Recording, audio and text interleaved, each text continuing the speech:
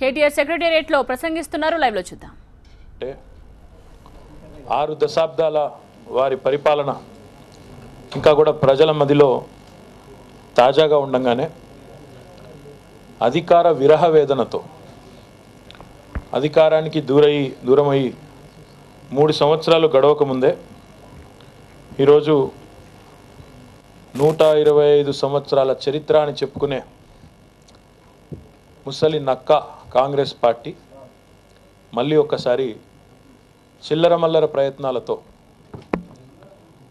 చిచోరా పనులతో తన దివాలాకోరు రాజకీయంతో భావదారిద్ర్యంతో లేని అంశాలను ఉన్నట్టుగా సృష్టించి అభూత కల్పనలను వాస్తవాలుగా ప్రచారం చేసే గోబెల్స్ సిద్ధాంతం ఏదైతే ఉందో ఆ సిద్ధాంతాన్ని అద్భుతంగా వంటబట్టించుకొని ఈరోజు కొన్ని చిల్లర ప్రయత్నాలు చేస్తూ ఉంది. మత్సుకు 3 మీ ముందు పెట్టాల్సిన ఈరోజు. ఒకటి, రాష్ట్రంలో ప్రస్తుతం ప్రజలు మీరు చూసినట్టయితే వర్షాలు బ్రహ్మాండంగా పడుతున్నాయి, ఎరువులు టైంకి వస్తున్నాయి, విత్తనాలు సక్రమంగా అందుతున్నాయి, వ్యవసాయం చేసుకునే వారికి కావాల్సినంత పనుంది. గౌరవ ముఖ్యమంత్రి గారి నేతృత్వంలో బ్రహ్మాండంగా అన్ని రకాల ఇంజనీరింగ్ వర్క్స్, అది మిషన్ కాకతీయ కానీ, ఇరిగేషన్ వర్క్స్ కానీ, మిషన్ భగీరథ కానీ శరవేగంగా జరుగుతూ రాష్ట్ర వ్యాప్తంగా కూడా ప్రజలు మరి భరోసాతో నమ్మకంతో తాగునీటికైనా సాగునీటికైనా మాకు టీఆర్ఎస్ ప్రభుత్వం కేసీఆర్ గారి నాయకత్వంలో తప్పకుండా అనుకున్న విధంగా న్యాయం జరుగుతుందనే ఒక పూర్తి స్థాయి విశ్వాసంలో ప్రజలు ఉన్నారు. సంక్షేమానికైతే ఇది స్వర్ణయుగం. సంక్షేమ రంగంలో అయితే పేదవారికి, అట్టడుగున దారిద్ర్య రేఖకు దిగువన ఉన్న వారందరికీ కూడా అద్భుతమైన ఫలాలు వస్తూ ఉన్నాయి. ఈ పరిస్థితుల్లో రాష్ట్రంలో ముఖ్యంగా సర్వసాధారణంగా ప్రతిపక్షాలు లేవనెత్తే అంశాలు ఏవైతే ఉంటాయో, ఫలానా వారికి జీతాలు పెంచండి, ఫలానా వారిని ఆదుకోండి, ఫలానా వారికి ఇంక్రిమెంట్లు ఇవ్వండి అనే అంశాలు ఏవైతే ఉంటాయో అవన్నీ ముఖ్యమంత్రి గారే పరిష్కరించుకుంటూ పోతున్నారు. అంగన్వాడీల జీతాలు పెంచారు, సింగరేణి కార్మికులకు బోనస్ ఇచ్చారు, ఆర్టీసీ ఉద్యోగులకు జీతాలు పెంచారు. చెప్పుకుంటూ పోతే ఈ వర్గం ఆ వర్గం అని కాదు, ప్రతి ఒక్కరికి కాంట్రాక్ట్ అవుట్సోర్సింగ్ ఉద్యోగులతో సహా ప్రతి ఒక్కరికి రాష్ట్ర ప్రభుత్వమే స్వయంగా ముందుండి ముఖ్యమంత్రి గారు స్వయంగా నడుం బిగించి వారిని పిలిచి, ఆశా వర్కర్లే కానీ వారందరినీ పిలిచి కూర్చోబెట్టి చర్చించి గంటలు వారితో మాట్లాడి భోజనం చేసి వారి సమస్యను పరిష్కరించి పంపుతున్నారు. పాపం కాంగ్రెస్ పార్టీ భయం ఏంటంటే మరి మేము ఉనికిలో లేకుండా పోతాం, ఏదన్నా ఒక అంశం దొరకబట్టుకొని మాట్లాడకపోతే ఇటు ప్రెస్ వాళ్ళు పట్టించుకోరు, అటు ప్రజలు పట్టించుకోవట్లేదు, ఎట్లాగూ అడ్రస్ లేకుండా పోతాము, ఉనికి లేకుండా పోతాము, సోదిలో లేకుండా పోతాము అనేది వాళ్ళ భయం. అందుకే నాన్ ఇష్యూస్ని పట్టుకొని ఇష్యూస్ చేయడం అనేది ఒక సిద్ధాంతంగా కాంగ్రెస్ పార్టీ పెట్టుకొని ముందుకు పోతా ఉంది. దురదృష్టం ఏంటంటే దీనికి నాయకత్వం వహిస్తున్నది కాంగ్రెస్ పార్టీ అనే ఒక మహాపార్టీకి చాలా గొప్పగా ఎన్ని రోజులు కేంద్రంలో వివిధ రాష్ట్రాల్లో ముఖ్యమంత్రుల హోదాల్లో పనిచేసిన వాళ్ళు, కేంద్ర మంత్రులుగా పనిచేసిన వాళ్ళు కూడా ఈ చిల్లర మాటలు, చిల్లర ప్రయత్నాలు చేయడం అనేది శోచనీయం, నిజంగా కూడా దారుణం. వాళ్ళ దిగజారుడుతనానికి, వాళ్ళ లేఖితనానికి, వాళ్ళ భావదారిద్రానికి, ఇంటలెక్చువల్ బ్యాంక్రప్సీకి ఇదొక నిదర్శనం.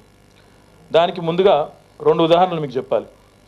నిన్న జైరాం రమేష్ అనే ఒక పెద్ద మనిషి, జీవితంలో ఎప్పుడైనా ప్రజలు ఓట్లేస్తే గెలిచిండో లేదో నాకైతే తెలియదు కానీ చాలా పెద్ద మేధావి. ఆయన ఏం చెప్తాడు, కేసీఆర్ కొడుకు కంపెనీ, వెంకయ్య నాయుడు కొడుకు కంపెనీ కలిసి వీళ్ళు మొత్తం టొయోటా, ఇన్నోవా వాహనాలు, పోలీసు వాళ్ళకు కొన్న వాహనాలు కుంభకోణం జరిగింది అని చెప్పి ఒక చిల్లర విమర్శ మీకు చెప్పాల్సిన అవసరం ఉంది. పోలీస్ శాఖకు సంబంధించి కొత్త రాష్ట్రం ఏర్పడ్డ తర్వాత శాంతి భద్రతల విషయంలో రాష్ట్ర ప్రజలకు ముఖ్యంగా ఒక పటిష్టమైన యంత్రాంగం, స్థిరమైన ప్రభుత్వం, ముఖ్యంగా ఎన్నో అనుమానాలు, అపోహలు ఇదే కాంగ్రెస్ పార్టీ నాయకులు, ముఖ్యంగా అదే కాంగ్రెస్ పార్టీకి సంబంధించిన పోయిన ముఖ్యమంత్రి ఆంధ్రప్రదేశ్ ఆఖరి కిరణ్ కుమార్ రెడ్డి చెప్పినాడు. కాబట్టి డెఫినెట్గా శాంతి భద్రతల విషయంలో చాలా పటిష్టంగా ముందుకు పోవాలన్న ఉద్దేశంతో మొట్టమొదటగానే ప్రభుత్వం బాధ్యతలు చేపట్టిన మొదటి రోజుల్లోనే గౌరవ ముఖ్యమంత్రి గారు ఆధునికీకరణకు, పోలీస్ యంత్రాంగం ఆధునికీకరణకు పచ్చజెండా ఊపినారు. అందులో భాగంగా మొదట ఒక 300 ఇన్నోవా వాహనాలు కొనుగోలు చేయడం జరిగింది. ఈ 300 ఇన్నోవా వాహనాలను DGS&D, director general of supplies and disposal, ఇది కేంద్ర ప్రభుత్వ రంగ సంస్థ. DGS&D అనేది కేంద్ర ప్రభుత్వ రంగ సంస్థ. వాళ్ళు ఈ దేశంలో డిఫెన్స్ వాళ్ళు ఏదైనా కొనాలనుకుంటే ఈ రేట్ ప్రకారమే కొంటారు. కేంద్ర ప్రభుత్వ సంస్థలు, కేంద్ర ప్రభుత్వంలో ఉండే వివిధ ప్రభుత్వ శాఖలు కానీ, రాష్ట్ర ప్రభుత్వంలోని వివిధ శాఖలు కానీ ఏమైనా కొనాలనుకుంటే ఆ రేటు ప్రకారమే కొంటారు. ఈ రేట్ ఫైనల్ చేసేది తెలంగాణ ప్రభుత్వం కాదు, ఈ దేశంలో ఉన్న ఏ రాష్ట్ర ప్రభుత్వం కాదు, కేంద్ర ప్రభుత్వాలు. ఇంకొక మాట ముందుకు చెప్పాలి, ప్రస్తుతం ఉన్న DGS&D రేట్లను ఫైనలైజ్ చేసింది జయరాం రమేష్ కేంద్ర మంత్రిగా ఉన్న యూపీఏ ప్రభుత్వమే ఫైనలైజ్ చేసింది. ఇంకొక మాట కూడా చెప్పాలి, ఏ DGS&D రేట్లను ఆధారంగానైతే తెలంగాణ ప్రభుత్వం వాహనాలను కొనుగోలు చేసిందో ఆ రేట్లను, అదే రకమైన పద్ధతులను గతంలో ఇక్కడ పనిచేసిన ప్రతి కాంగ్రెస్ ప్రభుత్వం కూడా అనుసరించింది, కొన్నది. కాబట్టి మేము చేసింది కొత్తది ఏమీ లేదు ఇందులో. DGS&D రేట్ల ప్రకారం ఇన్నోవా వాహనాలను, ఎందుకంటే మనకు ఒక ఆధునికమైన లుక్ ఉండాలి, ఈ కొత్త రాష్ట్రంలో కొత్త తరహా పోలీసింగ్ ఉంది, ఒక నమ్మకం, శాంతి భద్రతల విషయంలో ప్రజలకు కలగాలి. ఎందుకంటే మీకు తెలుసు తెలంగాణ ఏర్పడ్డ కొత్తలో ఏమన్నారు, ప్రాంతీయ వైషమ్యాలు ఉంటాయి, ఆంధ్ర వాళ్ళని అయితే వెతికి వాళ్ళని వేధిస్తారు అని చెప్పి ఎన్ని చిల్లర మల్లర కూతలు కూర్చున్నారో మీకు తెలుసు. కాబట్టి ఒక నమ్మకాన్ని హైదరాబాద్ లాంటి అంతర్జాతీయ హంగులున్న నగరంలో కల్పించాలన్నప్పుడు తప్పకుండా పోలీస్ వ్యవస్థకి ఆధునికమైన యంత్రాంగం ఉండాలి, వ్యవస్థ ఉండాలనే ఉద్దేశంతో కొనుగోలు చేయడం జరిగింది. DGS&D రేట్ ప్రకారం మనం ఈ వాహనాలను నేరుగా టొయోటా కంపెనీకి ఆర్డర్ ఇచ్చినాం. Directly we deal with the company, the factory. We don't deal with individual dealers. We do not deal with individual dealers. Now, ఈ రేట్లు కూడా మీరు చూసినట్టయితే మొత్తం ఇంకొక మాట కూడా మీకు చెప్పాలి, ఇందులో ఒక టొయోటా వాహనాలే మనం కొనలేదు. మనం కొన్న వాహనాలు టాటా సుమోలు కొన్నాం, 300 ఇన్నోవాలు కొంటే టాటా సుమోలు 476 కొన్నాం, బొలేరో, మహీంద్రా బొలేరో 260 కొన్నాం, మహీంద్రా స్కార్పియో 66 కొన్నాం, మారుతి ఎర్టిగా కొన్నాం, మారుతి స్విఫ్ట్ డిజైర్ కొన్నాం, ఐచర్ బస్సులు కొన్నాం, అంబులెన్సులు కొన్నాం. ఇవన్నీ కూడా పోలీస్ శాఖ దగ్గర మీకు వివరాలు ఉన్నాయి, తీసుకోవచ్చు. కాబట్టి నేరుగా DGS&D కాంట్రాక్ట్ రేటు ప్రకారం ఏ రేట్ అయితే యూపీఏ ప్రభుత్వం ఖరారు చేసిందో ఆ రేటు ప్రకారమే నేరుగా కంపెనీతో కొన్నాం. ఇక ఇందులో కూడా వెంకయ్యనాయుడు కొడుకు, కేసీఆర్ గారి కొడుకు అంటే నాకు ఎప్పుడో 7-8 ఏళ్ల కిందట ఒక ట్రాక్టర్స్కి సంబంధించిన స్టాక్ యార్డు, స్టాక్ డిపో ఉండేది 7-8 ఏళ్ల కిందట. ఆ వ్యాపారాన్ని మూసేసి కూడా దాదాపు 7-8 ఏళ్ళు అయింది. అంటే నేను మంత్రిగా కంటే తెలంగాణ రాకంటే 4 ఏళ్ల పూర్వమే ఆ వ్యాపారం బంద్ అయిపోయింది. ఇక బోడుగుండికి, మోకాలికి ముడిపెడతాను, పీర్ల పండుగకు, శంకరాచార్యులకు ముడిపెడతాను అని జయరాం రమేష్ గారు అంటే ఆయన విజ్ఞతకు, ఆయన తెలివితేటలకు, ఆయన అసాధారణమైన ప్రతిభా పాఠవాలకు నేను చేతులెచ్చి దండం పెట్టడం తప్ప చేయగలిగింది ఏం లేదు, నీ కర్మ అని వదిలేయాలి. ఇది వాళ్ళ దిక్కుమాలిన దివాలాకోరు రాజకీయతనానికి కాంగ్రెస్ పార్టీ చేస్తున్న చిల్లర లత్కోర్ ప్రయత్నాలకు ఒక నిదర్శనం. రెండోది, నేను ఇంకోటి ఏమంటాడు, ఈ ప్రభుత్వం వచ్చినాక అన్ప్రెసిడెంటెడ్గా, అంటే ఇదివరకు ఎన్నడూ లేని విధంగా వెంకయ్య నాయుడు గారి కుమార్తె నడుపుతున్న స్వర్ణ భారతి ట్రస్ట్కు ఈ ప్రభుత్వం ట్యాక్స్ ఎగ్జెంప్షన్ ఇచ్చింది. ఇది కూడా మళ్ళీ అదే మహానుభావుడు, అదే జయరాం రమేష్, గొప్పవాడు, పెద్ద ఆయన, మేధావి, ఆయన అంటాడు అన్ప్రెసిడెంటెడ్, ఇదివరకు ఎప్పుడూ లేదు చరిత్రలో అని బిల్డప్ ఇచ్చిండు. సర్వసాధారణంగా ఎప్పుడైనా ప్రాపర్టీ ట్యాక్స్ ఎగ్జెంప్షన్స్ కానీ, డెవలప్మెంట్ ఎగ్జెంప్షన్స్ కానీ ఎవరికి ఇస్తారంటే నాట్ ఫర్ ప్రాఫిట్ ఆర్గనైజేషన్స్, అంటే NGOలు లేదా నాట్ ఫర్ ప్రాఫిట్ కోసం నడిపే చారిటబుల్ ట్రస్టులు, హాస్పిటళ్ళు, రిలీజియస్ లేదా స్పిరిచువల్ ఇన్స్టిట్యూషన్స్, లేదా ఎంప్లాయీ కోఆపరేటివ్ సొసైటీస్, లేదా జర్నలిస్టుల కోఆపరేటివ్ సొసైటీలు, లేదా కొన్ని ఇండివిజువల్గా ఇంపార్టెంట్ అనుకునే ప్రైవేట్ ఇన్స్టిట్యూషన్స్. ఎట్లా అంటే ఇంకోటి ఆయన అన్ప్రెసిడెంటెడ్ అన్నాడు, మొత్తం చెప్తాను మీకు, ఆ లిస్ట్ కూడా ఇస్తాను. అన్ప్రెసిడెంటెడ్ అంటే ఏంటంటే ఇదివరకు ఎన్నాడు చరిత్రలో లేని మేమేదో తప్పు చేసినాం అన్నాడు. ఒక్కసారి మొత్తం లెక్క, ఇక మొత్తం చిట్టా మీ ముందు పెడతాను. 2008 నుంచి 2014 వరకు కాంగ్రెస్ ప్రభుత్వం, అప్పటిన్న కాంగ్రెస్ ప్రభుత్వం ఎవరెవరికి ఇచ్చిందంటే AP secretariat employee mutually cooperative aided society 2,65,00,000 exemption ఇచ్చినారు, GOMS నెంబర్ 476, ఇది మొత్తం మీకు ఇస్తాను. తర్వాత పాననీయ సంస్కృత్ కాలేజ్ దిల్సుఖ్ నగర్ 30 లక్షల ఎగ్జామ్షన్ ఇచ్చారు 2008. తర్వాత Bethlehem brother and church at Malakpet, వాళ్ళకు కూడా 4 లక్షల ఎగ్జామ్షన్ ఇచ్చినారు, ఇది కూడా 2008లో. AP cine workers cooperative housing society 25% exemption ఇచ్చారు, ఇది కూడా 2008. ఆనంద విద్యార్థి గృహ సరూర్ నగర్, ఇది కూడా హాస్టల్ బిల్డింగు, వాళ్ళకు కూడా 2010లో ఎగ్జామ్షన్ ఇచ్చారు. ఆశ్రిత వాలంటరీ ఆర్గనైజేషన్ దొమ్మర పోచంపల్లి, ఇది కూడా child rehabilitation training centre 753. Yoga conscious trust Gowdavelli 2010లో వారికి ఎగ్జామ్షన్ ఇచ్చారు. షిరిడి సాయి ప్రేమ్ సమాజ్ నార్సింగి వారికి ₹1,00,00,000 ఎగ్జామ్షన్ 2014 2 ఫిబ్రవరిలో ఇచ్చినారు.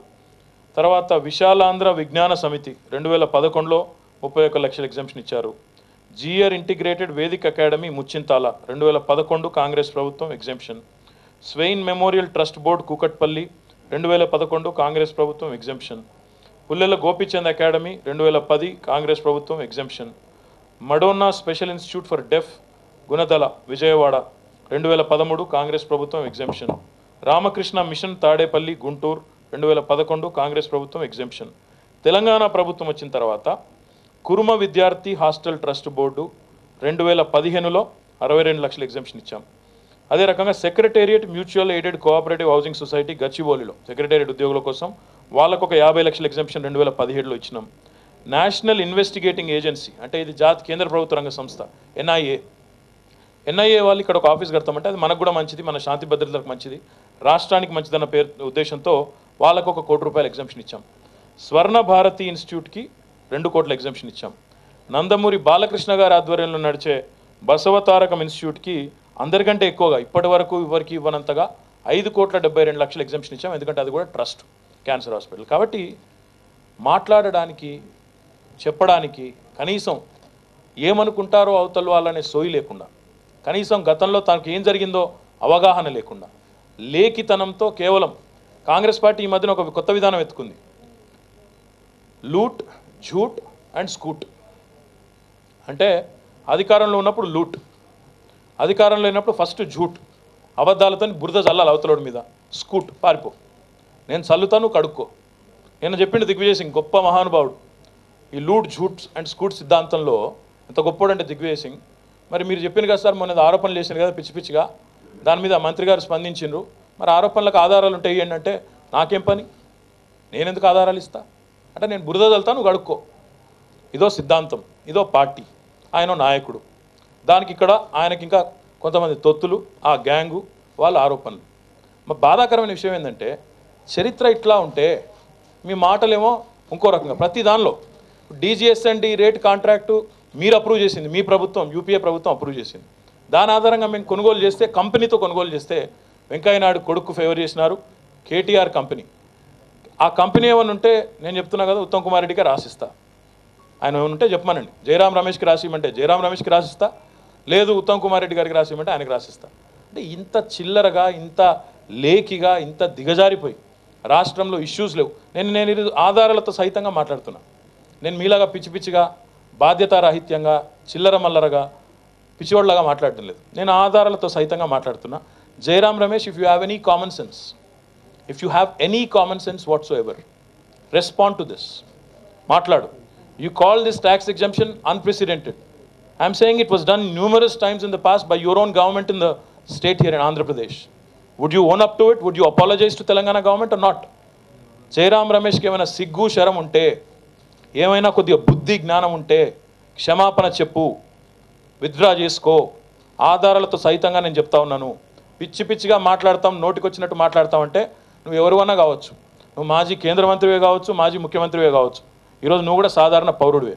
आपका ये जो लूट झूठ और स्कूट का जो आपका फिलॉसफी है, इसको तेलंगाना की आवाम और तेलंगाना की सरकार, तेलंगाना की हुकूमत बिल्कुल भी इससे आपको कुछ भी बोल के आप निकल जाएंगे। अगर आप ये मानते हैं तो बिल्कुल इसको होने नहीं देंगे।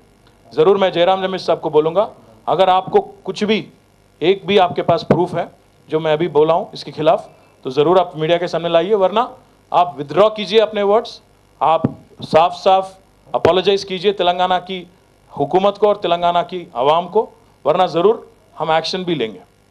ఇక ఈ రెండు పక్కన పెడితే ఈ చిల్లర వాళ్ళ బుద్ధి ఎంత చిల్లరగా ఉందో చెప్తున్నాను నేను. ఒకది కాయననేమో ఒకటేదో మాట్లాడతాడు, ఏదో నోటికి వచ్చినట్టు దిగ్విజయ్ సింగ్ మాట్లాడతాడు. ఆధారాలు చూపెట్టవా అంటే నాకేం అవసరం, నేను బురద చల్లుతాను, మీరు కడుక్కోవాలంటాడు దిగ్విజయ్ సింగ్ గారు. ఇక్కడ జయరామ్ రమేష్ ఇట్లా.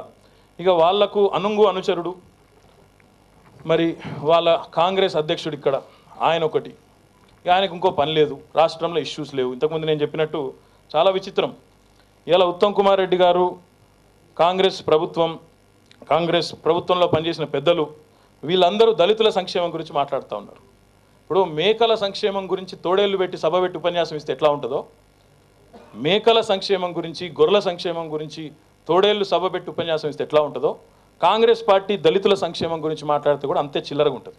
ఎందుకంటే ఒకటా రెండా ఎన్నున్నాయి మీ అందరికీ తెలుసు. కారంచేడు, చుండూరు, ఇక చెప్పుకుంటూ పోతే 1 2 కాదు. ఎన్నున్నాయంటే నిజంగా చెప్పాలంటే ఒకవేళ నిజంగా కూడా ఈ దేశంలో దళితులు ఒకవేళ ఛార్జ్ షీట్ కనుక వేయాల్సి వస్తే వాళ్ళ మీద జరిగిన అత్యాచారాలకు, వాళ్ళ మీద జరిగిన దాడులకి ఈ దేశంలో స్వాతంత్రం వచ్చిన నాటి నుంచి నేటి వరకు A1 ముద్దాయి ఎవరన్నా ఉన్నారు ఈ దేశంలో అంటే ఖచ్చితంగా కాంగ్రెస్ అవుతుంది. 1 2 కాదు, వాళ్ళ మీద జరిగిన చెండూరు నుంచి ఖైర్లాంజీ వరకు ఒకటి కాదు. ఆ కాంగ్రెస్ జెండాకున్న నెత్తుటి మరకలు, దళితుల నెత్తుటి మరకలు 1 2 కాదు. కాబట్టి మాట్లాడే ముందు ఉత్తమ్ కుమార్ రెడ్డి ఒళ్ళు దగ్గర పెట్టుకొని మాట్లాడని చెప్పి హెచ్చరిస్తూ ఉన్నా. ఏం మాట్లాడుతూ ఉన్నావో, ఏం చెప్తా ఉన్నావో 1కి 2 సార్లు ఆలోచించుకొని ఒళ్ళు దగ్గర పెట్టుకొని మాట్లాడమని చెప్పి నేను హెచ్చరిస్తూ ఉన్నా. ఎందుకంటే సిరిసిల్లలో ఈరోజు జరుగుతున్న దాని గురించి కేటీఆర్ ఎందుకు మాట్లాడాడు? స్థానిక ఎమ్మెల్యే కదా అని మాట్లాడుతున్నావు. ఏం జరిగింది సిరిసిల్లలో? ఇసుక దందా నువ్వు మాట్లాడుతూ, ఇసుక మాఫియా విశ్వరూపం చూపిన ఇసుకాసుర పాలన మీది. బకాసురుని పాలన మాదిరిగా ఇసుకాసురుని పాలన జరిగింది ఎప్పుడంటే కాంగ్రెస్ ప్రభుత్వంలో. నేను ఊరికే చెప్పట్లేదు, మీలాగా నోటి మాటగా చెప్పి బురద జల్లి పారిపోయే బాపత్ కాదు. మేము స్పష్టంగా చెప్తా ఉన్నాం, లెక్కల సహితంగా చెప్తాను. కాంగ్రెస్ ప్రభుత్వం, the great Uttam Kumar Reddy, the great Jana Reddy, ఇంకా చాలామంది పెద్దలు, మహానుభావులు, అద్భుతమైన పండితులు ఉన్నారు కదా, వాళ్ళందరి హయాంలో జరిగింది ఏందో మీకు చెప్పాల్సిన అవసరం ఉంది నా మీద. కాంగ్రెస్ ప్రభుత్వ హయాంలో 2007-8లో వీళ్ళ ప్రభుత్వమే, ఆనాడు ఇసుక మీద రాష్ట్రానికి వచ్చిన ఆదాయం 96 లక్షల రూపాయలు మాత్రమే. మొత్తం రాష్ట్రంలో అంటే తెలంగాణలోని అప్పటి 10 జిల్లాల్లో ఇసుక మీద రాష్ట్ర ప్రభుత్వ ఖజానాకు వచ్చిన ఆదాయం 96 లక్షలు. ఇది 2007-8. 8-9లో 8,41,00,000 మాత్రమే రాష్ట్ర ప్రభుత్వ ఖజానాకి ఇసుక మీద వచ్చిన ఆదాయం. 9-10లో 9,57,00,000. 10-11లో సడన్గా మళ్ళా పడిపోయింది, 1,95,00,000. 11-12లో 7,92,00,000. 12-13లో 10,88,00,000. 13-14లో అయితే ఇంకా విచిత్రం, 0. రాష్ట్ర ప్రభుత్వానికి ఇసుక ద్వారా వచ్చిన ఆదాయం, ఇదంతా అధికారిక లెక్కలు, నేను చెప్తున్న కాకి లెక్కలు కాదు, మీకు ఇస్తాను, ఇవన్నీ చూసుకోండి. తర్వాత చివరగా the great Uttam Kumar Reddy and batch దిగిపోయే ముందు 2014-15లో రాష్ట్ర ప్రభుత్వానికి ఇసుక ద్వారా వచ్చిన ఆదాయం 10 కోట్లు మాత్రమే. ఈరోజు తెలంగాణ ప్రభుత్వం వచ్చిన తర్వాత ఎట్లా పెరిగిందో కూడా మీకు తెలవాల్సిన అవసరం ఉంది. తెలంగాణ ప్రభుత్వం వచ్చిన తర్వాత ఇసుక మీద వచ్చిన ఆదాయం, ఇది ఇసుక అనేది జాతి సంపద.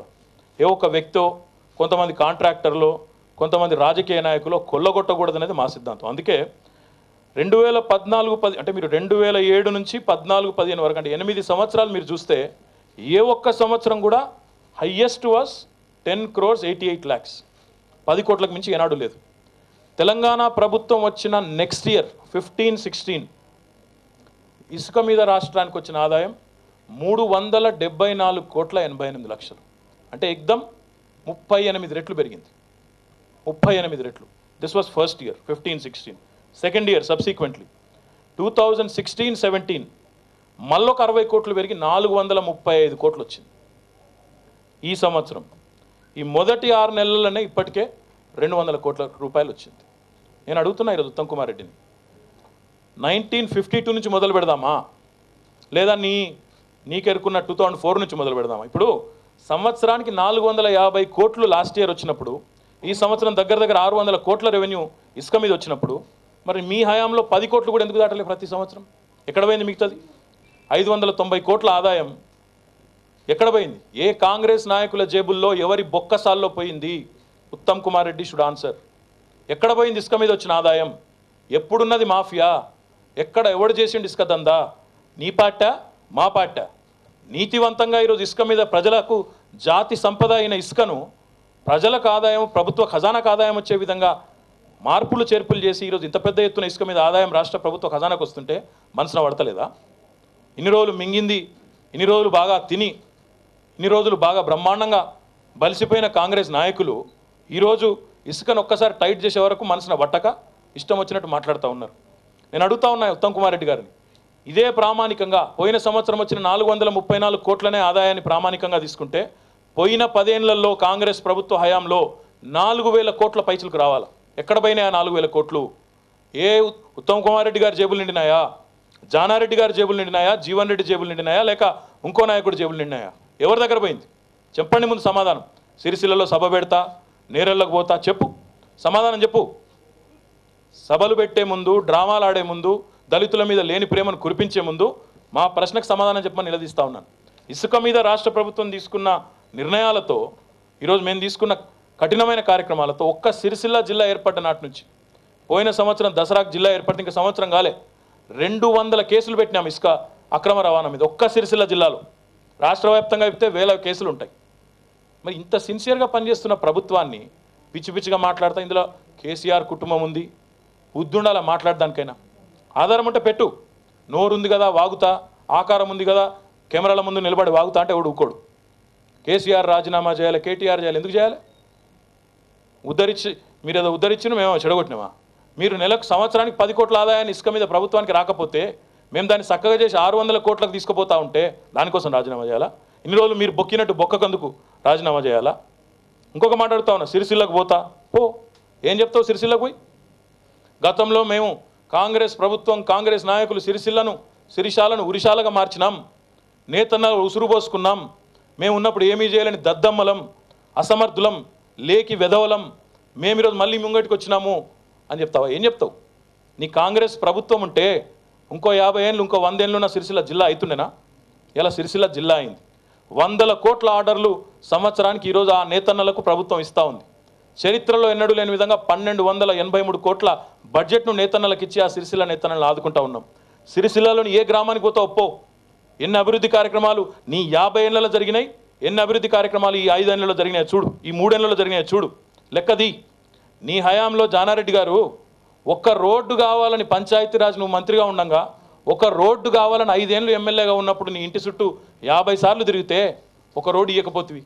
ఇవాళ అదే సిరిసిల్లలో 100 కోట్లతో అభివృద్ధి పనులు జరుగుతూ ఉంటే మనసున పడతలేదా? వచ్చి ఏం చెప్తావు సిరిసిల్లకు పోతా, చెలో సిరిసిల్ల రా, ఎవడొద్దన్నారు? లేని ఇష్యూను ఉన్నట్టుగా చూపెట్టి ఈరోజు మీరు సిరిసిల్లలో నెత్తురు పారించిన మీ ప్రభుత్వంలో నెత్తురు ఎన్కౌంటర్లతో తల్లడిల్లింది సిరిసిల్ల. ఈరోజు అదే సిరిసిల్లలో మేము మిడ్ మానేర్ నింపుతున్నాం, అప్పర్ మానేర్ నింపబోతా ఉన్నాం. అదే సిరిసిల్లను సస్యశ్యామలం చేస్తాం. ఏ సిరిసిల్లలో మీరు నెత్తురు బారించినరో ఆ సిరిసిల్లలో మేము నీళ్ళని బారించబోతా ఉన్నాం. గది మీకు మాకు తేడా. నువ్వు వచ్చి సిరిసిల్లలో ఏదో మాట్లాడతా అంటే ప్రజల వాళ్ళు పిచ్చోళ్ళు కాదు. కాబట్టి ఏం మాట్లాడినా ఏం జరిగినా ఒకటి మాత్రం వాస్తవం, సిరిసిల్లలో నేరేళ్లలో జరిగింది ఒకటే ఒక్క విషయం. అక్కడ ఈరోజు మిడ్ మానేర్ కడుతున్నాం. మిడ్ మానేర్లో ఈ సంవత్సరం నీళ్ళు నిలిపాలనుకుంటా ఉన్నాం.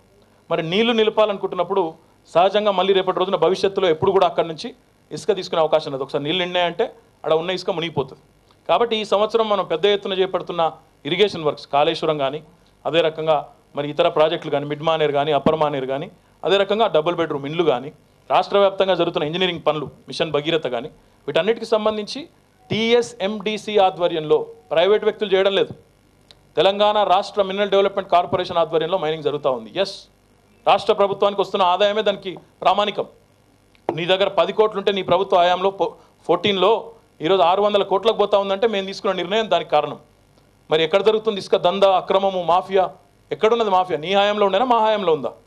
ఆనాడు మీ కాంగ్రెస్ నాయకులు, కాంగ్రెస్ కార్యకర్తలు ఆనాడు బకాసురుల మాదిరిగా, ఇసుకాసురుల మాదిరిగా విరుచుకపడి రాష్ట్రంలోని ఏ వాగును, ఏ వంకను వదలకుండా భోంచేస్తే ఈరోజు దాన్ని సరిదిద్దుతున్నది మేము. కాబట్టి నీవు వచ్చి ఏం మొత్తుకున్నా, ఏం వాగినా, ఎంత ఏడ్చినా, ఎంత అరిచి గీపెట్టినా అరణ్య రోదన అవుతుంది తప్ప ఇంకోటి కాదు. ఒకటి మాత్రం నేను స్పష్టంగా చెప్తా ఉన్నా, సిరిసిల్లలో నేరేళ్లలో మన జరిగింది దళితులు అంటున్నారు. అక్కడ కేసులు అయినాయి 12 మంది మీద. ఆ 12 మందిలో 4 దళితులు, 8 మంది నాన్ దళిత్స్. మరి దీన్ని 12 మందిలో 4 మీద కేసులు అయితే, అది కూడా వాహనాలు గాలబెట్టిన కేసులు అయితే, ఇవాళ అదొక దళిత్ ఇష్యూ కింద, అంటే లేనిది ఉన్నట్టుగా పుట్టించడం, లేనిది ఉన్నట్టుగా చూపెట్టడం, దానికి ఇంకేం పని లేనట్టు ఎక్కడెక్కడి నుంచో బృందాలు. నేను ఒక ఆయన వేయండి, నారాయణ ఆయన పేరేందో, ఇదివరకు జిహెచ్ఎంసీ ఎలక్షన్ అప్పుడు చెవు కోసుకుంటా అన్నాడు, మళ్ళీ సిగ్గు లేకుండా అట్లే తిరుగుతా ఉన్నాడు చెవులు కోసుకోకుండా. ఆయన కూడా మాట్లాడుతాండి ఇవాళ, నిన్న నేనట వీరప్పనట. ఇక మాట్లాడేందుకు నోరు, హద్దు, పద్దు, బుద్ధి, జ్ఞానం, వయసు మీద పడంగానే సరిపోదు కదా, కొద్దిగా అది కూడా ఉండాలిగా. ఏది లేకుండా నోటికి వచ్చినట్టు మాట్లాడతాం ఫ్రస్ట్రేషన్లో అంటే ఊరుకునే సమస్య లేదు. ఒక్కొక్కరిగా సమాధానం చెప్పే సత్తా మాకు ఉంది. ప్రతి అంశం మీరు లేవనెత్తే ప్రతి అంశం మీద సమాధానం చెప్పే సత్తా మాకుంది. ఎందుకంటే నైతికంగా మేము క్లీన్గా ఉన్నాం. మీలాగా కాదు, మీలాగా చిల్లర మల్లర పనులు చేసే అలవాటు మాకు లేదు. మీలాగా ఇన్నోవా వాహనాల్లో 3 కోట్ల రూపాయలు కాల్చుకోవడం కోదాడలో ద గ్రేట్ ఉత్తమ్ కుమార్ రెడ్డి గారు, మాకు అలవాటు లేవు. నీలాగా హౌసింగ్ కుంభకోణాల్లో ఇరుక్కుపోవడం అలవాటు లేవు. కాబట్టి మాట్లాడే ముందు 1-2 సార్లు. ఇంకోటి, ఆయన ప్రెస్ మీట్లో కూర్చుంటే నాకు గమ్మత్ అనిపించింది. నిన్న ప్రెస్ మీట్లో కూర్చుంటే అటు కూర్చున్నానే మీద ఇటు కూర్చున్నానే మీద సిబిఐ కేసులు ఉన్నాయి. ఆయన నీతి గురించి మాట్లాడతాడు. చాలా విచిత్రం. Scam grace party talking about నీతి. అబ్బా, ఇక దయ్యాలు వేదాలు వల్లించినట్టు, తోడేళ్ళు మేకల సంక్షేమం గురించి చెప్పినట్టు, ఇంతకంటే దిగజారుడు, ఇంతకంటే చిల్లర లేకి నాన్ ఇష్యూని ఇష్యూగా చేసే ప్రయత్నం చేసి భూతద్దంలో పెట్టి ఏదో చేసేస్తామనుకుంటే ఏమీ చేసేది ఉండదు ఉత్తమ్ కుమార్ రెడ్డి. మళ్ళీ నీకు నీ పార్టీకి రాజకీయంగా శంకరగిరి మాన్యాలే తప్పకుండా పడుతుంది.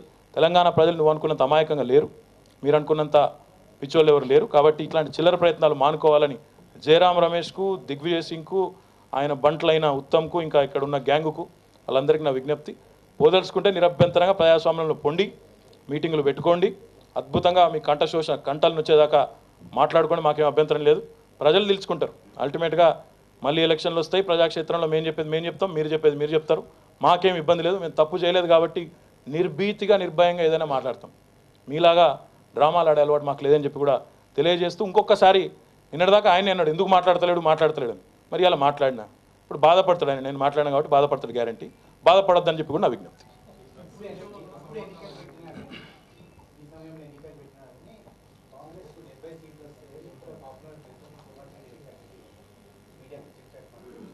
అది ఆయన అభిప్రాయం. ఆయన అట్లా కాకపోతే ఇప్పుడు టీఆర్ఎస్ గెలుస్తుందని ఆయన చెప్తాడా? చెప్పాడు కదా, న్యాచురల్ కదండి. దానిలో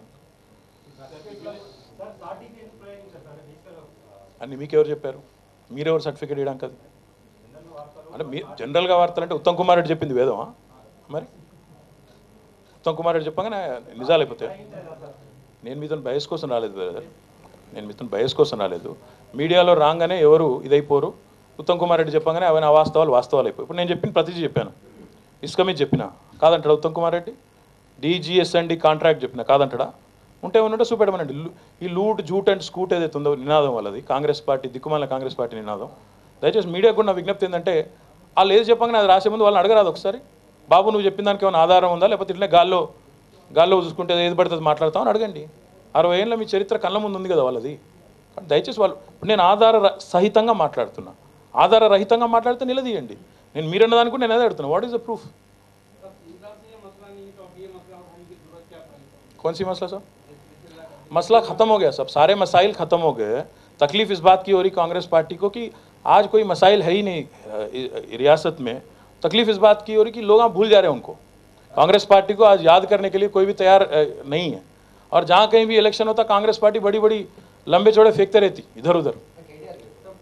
देखिए मैं पूछा उनको GHMC के इलेक्शन के दरमियान, मैं पूछा उत्तम रेड्डी साहब को, बोले मैं जीत जाता हूँ। मैं बोला अगर आप इतना यकीन से है कि आप जीतेंगे तो आप इस्तीफ़ा दो, अगर आप हारेंगे तो आप इस्तीफ़ा दो, मैं हारूंगा तो मैं इस्तीफ़ा देता हूँ बोल के मैं सवाल किया उनको, कोई जवाब नहीं।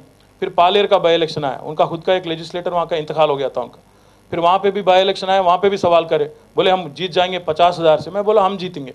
और मैं तब भी सवाल करा उत्तम रेड्डी साहब को, मैं बोला बस साहब आप अगर इतनी यकीन से आप बोल रहे हैं तो अगर आपको इतनी कॉन्फिडेंस है तो आप बोलो, फिर अगर पालेर में हार जाएंगे तो फिर कांग्रेस पार्टी अध्यक्ष पद से मैं राजीनामा देता हूँ बोल के बोला नहीं दिए। तो आदत बड़ी है, बट आज प्रॉब्लम ये है कि उनको मुंह तोड़ जवाब देने वाले TRS पार्टी में बहुत सारे लोग तैयार है। బ్రదర్ ఇప్పుడు ఏం చెప్పిన నేను, లూట్ జూట్ అండ్ స్కూట్. ఇప్పుడు ఊకే నోరు ఉంది కదా మాట్లాడతాం, చేతుకు దురద ఉంది కదా ట్వీట్ చేస్తాం అంటే కాదు. ఆధారాలు ఉంటే ఏదైనా పెట్టమనండి, మాట్లాడదాం. ఊరికే నోరుంది వాగుతాం, దానికి మీరు టీవీలు ఉన్నారు, మీకు కూడా చూపెట్టాలి కాబట్టి చూపెడతాం, మీరు కూడా 24 గంటలు నింపాలి కాబట్టి నింపుతాం అంటే ఏం చెప్పాలి నేను కదా? అంటే పిచ్చి ముదురుతుంది అని అర్థం. పిచ్చి ముదురుతుంది, రోజు రోజుకి ముదురుతుంది. ఎక్కడో దగ్గర వాళ్ళ పార్టీ నిర్ణయం తీసుకొని బ్రదర్ ఇప్పుడు ఆ పార్టీని ప్రజలు పట్టించుకోవడం మానేసి చాలా రోజులైంది. మీరు పట్టించుకోవడం అనవసరంగా మీడియా పట్టించుకొని పెద్దోళ్ళని చేస్తుంది, కానీ ఆ పార్టీని ప్రజలు పట్టించుకోవడం మానేసి ఈ పిచ్చోళ్ళని పట్టించుకోవడం మానేసి చాలా రోజులైంది. Thank you. आप देखिए